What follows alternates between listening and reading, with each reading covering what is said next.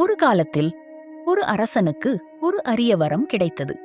உன் சொல் நடந்தே தீரும் என்ற அதீத வரம். ஆரம்பத்தில் அவன் அந்த வரத்தை நல்லதற்கு பயன்படுத்தினான். நீரை கொடுத்தான், நீதியை காத்தான்.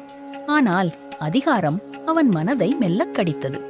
ஒரு வார்த்தையில் மக்கள் தண்டிக்கப்பட்டனர். ஒரு வார்த்தையில் உயிர்கள் அழிந்தன.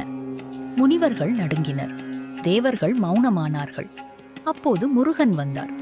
அரசன் சிரித்தான். என்னை யாராலும் நிறுத்த முடியாது என்றான். முருகன் அமைதியாக கேட்டார், இந்த வரம் உனக்கு சொந்தமா? அந்த நொடி முருகன் வேலால் அந்த வரத்தை உடைத்தார். ஒளி சிதறியது. அதிகாரம் விழுந்தது. அரசன் மண்ணில் விழுந்தான். முருகன் சொன்னார், தவறான கையில் இருக்கும் வரம் சாபத்தை விட ஆபத்தானது. வரம் தெய்வத்திலிருந்து வந்தது. ஆனால் அதை உடைக்கும் அதிகாரமும் தெய்வத்திடமே இருந்தது.